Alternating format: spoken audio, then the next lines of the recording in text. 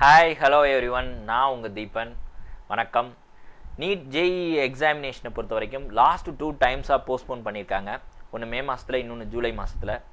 இப்போ மூணாவதாக அனௌன்ஸ்மெண்ட் பண்ணியிருக்காங்க இல்லையா செப்டம்பர் மாதத்தில், அதுவுமே வந்து போஸ்ட்போன் ஆகும் அல்லது கேன்சல் ஆகும் அப்படின்னு சொல்லிட்டு நிறைய வீடியோஸ் வந்து யூடியூப் அண்ட் அதர் சோஷியல் மீடியாவில் வரதை பார்க்க முடியுது. ஆஸ் ஏ டீச்சராக I have to give my precaution. ஆக்சுவலாக இந்த டாபிக் எனக்கு டிஸ்கஸ் பண்ணவே பிடிக்கல, இருந்தாலும் இந்த மாதிரியான ஒரு ப்ரிகாஷனை வந்து கொடுக்க வேண்டியது ஒரு ஆஸ் ஏ டீச்சராக எனக்கு வந்து ஒரு மிக முக்கியமான ஒரு கடமை இருக்குது. So I am giving that precautions. எடுக்கிறவங்க எடுத்துக்கிட்டோம் அப்படிங்கிற மாதிரி. ஸோ இப்போ இருக்கிற சிச்சுவேஷன் படி எக்ஸாமினேஷன் வந்து நடக்கிறதுக்கான பாசிபிலிட்டி ரொம்பவே அதிகமாக இருக்குது. அதுக்கான ஃபேக்ட்ஸ், அதுக்கான இன்ஃபர்மேஷன்ஸ் என்ன அப்படிங்கிறத நம்ம இந்த வீடியோவில் பார்க்க போகிறோம்.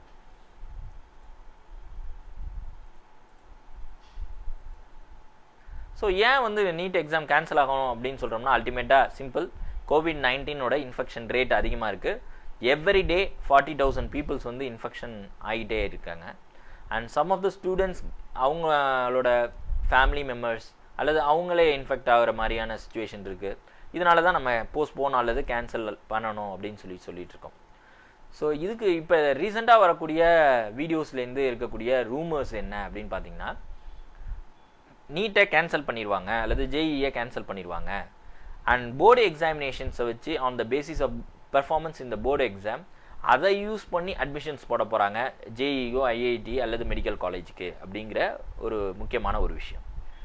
ஆக்சுவலி இந்த ஐடியா வந்து என்டிஏ வந்து லாஸ்ட் டைம் போஸ்ட்போன் பண்ணாங்க இல்லையா நீட் எக்ஸாம், அப்பயே வந்து கன்சிடர் பண்ணாங்க. ஆனால் இதில் 4 முக்கியமான ரீசன்னால அதை ரிஜெக்ட் பண்ணிட்டாங்க. அது என்னென்ன ரீசன்கிறத நம்ம பார்ப்போம். 1, சிபிஎஸ்சி, ஐசிஎஸ்சி அப்படிங்கிற 2 போர்டும் வந்து ஆல் ஓவர் இந்தியா இருக்குது. ஸோ அவங்களோட எக்ஸாமினேஷன்ஸே முடிக்க முடியலை, பப்ளிக் எக்ஸாமினேஷனை. அதில் ஒரு எக்ஸாம் வந்து நடத்த முடியாமல் ஆவரேஜிங் ஆஃப் மார்க்ஸ் பண்ணி தான் அதை நடத்தியிருக்காங்க. ஸோ ஆவரேஜிங் ஆஃப் மார்க்ஸ்னால் ப்ரீவியஸ் செமஸ்டர்ஸில் அவங்க ஸ்கோர் பண்ண மார்க்ஸு அண்ட் இன்டர்னல்ஸ் அசஸ்மெண்ட்டு, அதை வச்சு தான் அவங்க மார்க்ஸே எலிசுடேட் பண்ணியிருக்காங்க. இப்போ அதை வச்சு ஒரு காம்படிட்டிவ் எக்ஸாமினேஷனுக்கு நிகராக வச்சு ஒரு அட்மிஷன் போடுறது காலேஜஸில் அப்படிங்கிறது எந்த அளவுக்கு பாசிபிளாக இருக்கும். So that is the first reason. Next one, all the board exams are not equal. CBSE is not equivalent to ICSE. ICSE is not equivalent to Tamil Nadu State Board or Karnataka State Board. So எந்த formula வச்சு என்ன, what will be the basis of formula, என்ன formula வச்சு work out பண்ண போகிறீங்க அட்மிஷனுக்கு, that remain another discussion area. இன்னொரு 3வது விஷயமா என்னன்னு பார்க்குறேன்னா, இந்த ஜனவரி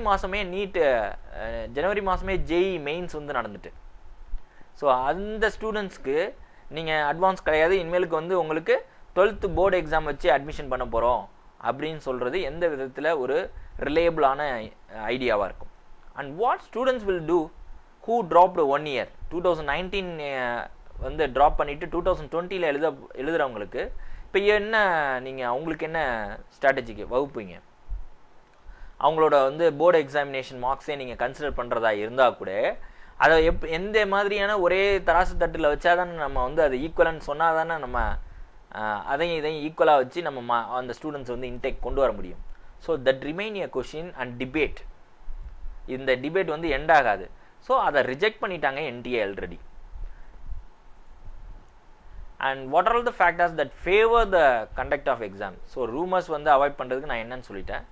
இப்போ வந்து Karnataka CET, common entrance test அப்படின்னு சொல்லிட்டு ஒரு test for admissions towards the engineering and other colleges. இப்போ அந்த டெஸ்ட்டை வந்து கண்டக்ட் பண்ணி முடிச்சிருக்காங்க.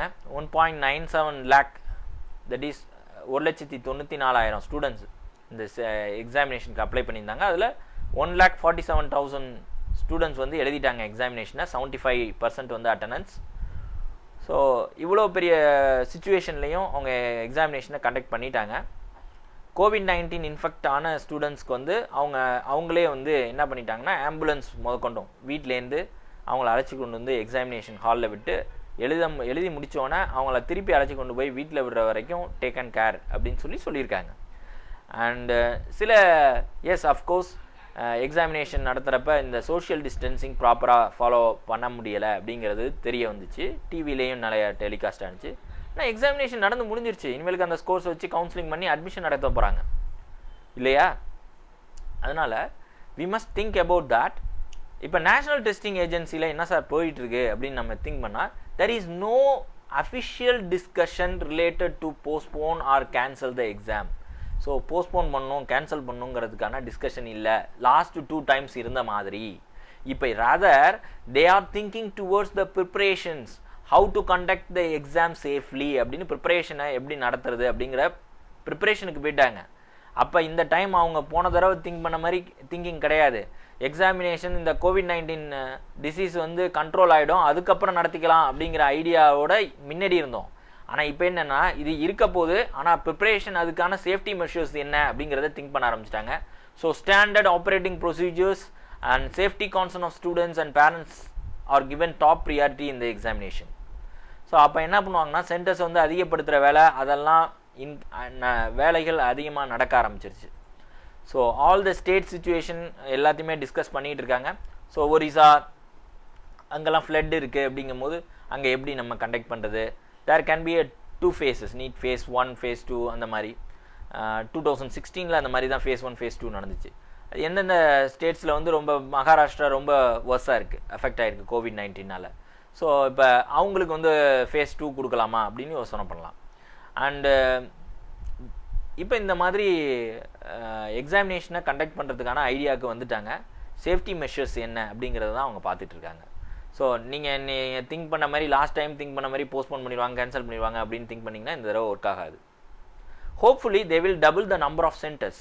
ஸோ எக்ஸாமினேஷன் சென்டர்ஸை தே ஆர் டபுள் பண்ண போகிறாங்க in order to ensure the social distancing. அப்போ இந்த தடவை என்டிஏ வந்து போன தடவை திங்க் பண்ண மாதிரி திங்க் பண்ணலை.